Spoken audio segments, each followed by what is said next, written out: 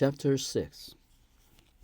Even Ilych saw that it was dying, and it was in continual despair. In the depths of his heart he knew he was dying, but not only was he not accustomed to the thought, he simply did not and could not grasp at it. The syllogism that he learned from Kierswetter's logic, Chaos is a man, men are mortal, therefore chaos is mortal, has always seemed to him correct as applied to chaos, but certainly not as applied to himself. Then chaos, man in the abstract, was mortal, was perfectly correct, but he was not chaos, not the abstract man, but a creature quite separate from all others. It had been little Vanya with a mama and a papa, with Mintia and Volodya, with the toys, a coachman and a nurse, afterwards with Tentinka, and we are all the joys, griefs, and delights of childhood, boyhood, and youth.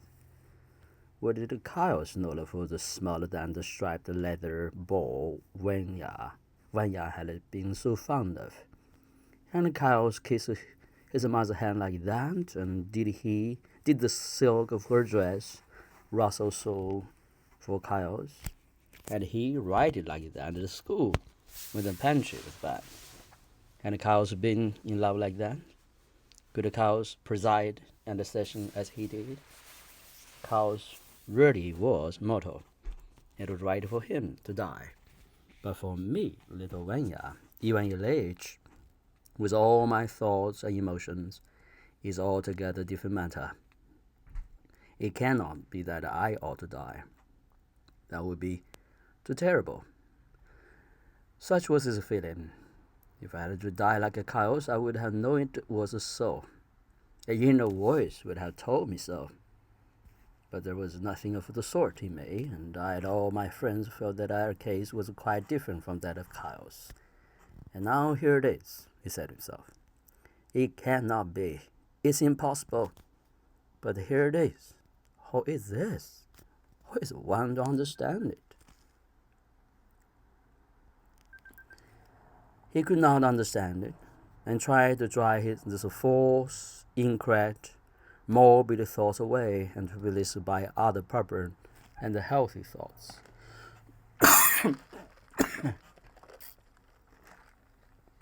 But then thought, not the thought only about the reality itself, seemed to come and confront him, and to replace that thought he came up with succession of others, hoping to find in them some support. He tried to get back to the former current of thought that has once screened the source of death from him, but strange to say, all that has formerly shut off, hidden, destroyed his consciousness death no longer had any effect. Ivan Ilych now spent most of the time in attempting to establish that old current. Would he say to himself, I will take up my duties again, after all. I used to live by them. And banish all doubts, he would go to the law courts, enter the conversation with his colleagues, and sit carelessly, as was his wont, scanning the crowd with a sort of look, and leaning both his emaciated arms on the arms of his oak chair, bending over, as usual, to a colleague, and drawing his papers nearer he could interchange whispers with him, and then suddenly raising his eyes, sitting erect, would pronounce certain words and open the proceedings. But suddenly, in the midst of those proceedings, the pen is aside, regardless of the stage the proceedings hand reached, would begin its own gnawing work. Ivan Ilych would turn his attention to it and try to drive the thought of it away, but without success. It would come to stand before him and look at him, and would be petrified. The light would die out of his eyes, and he would again begin asking himself whether it alone was the truth. And the colleagues, the subordinates, would see with surprise, distress, that he, the brilliant, subtle judge, was being confused and making mistakes.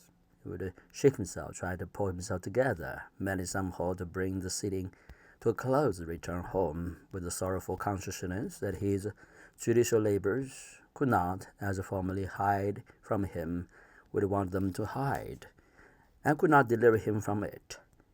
And what was worst of all was that it draws his attention to the self, not in order to make him take some action, but only that he should look at it. Look it straight in the face, look at it, and without doing anything, suffer inexpressibly.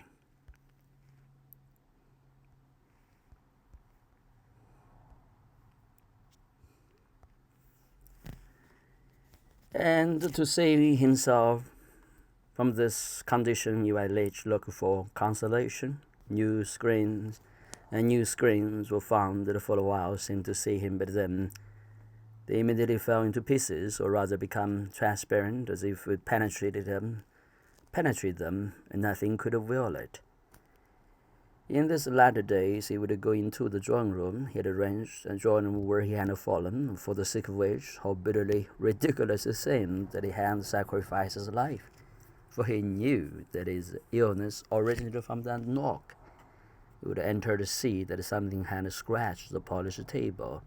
He would look for the cause of it, and found that it was the bronze ornamentation of an album that had gotten bent. He would take up the expensive album, which he had lovingly arranged to fill waxed with his daughter and her friend, for the untidiness. For the album was torn here and there, and some of the photograph turned upside down. He would put it carefully in order and bend the ornamentation, back into position. Then it occurred to him to place all the things in another corner of the room, rather near the plants. He would call the footman, but his daughter or wife would come to help him. They would not agree, and his wife would contradict him. He would dispute, grew angry, but that was all right, for then he did not think about it. He was invisible. But then when he was moving something himself, his wife would say, "Let the servants do it. You'll hurt yourself again." And suddenly it would flash through the screen, and he would see it. It was just a flash, and hope it would disappear. It would involuntarily pay attention to his side.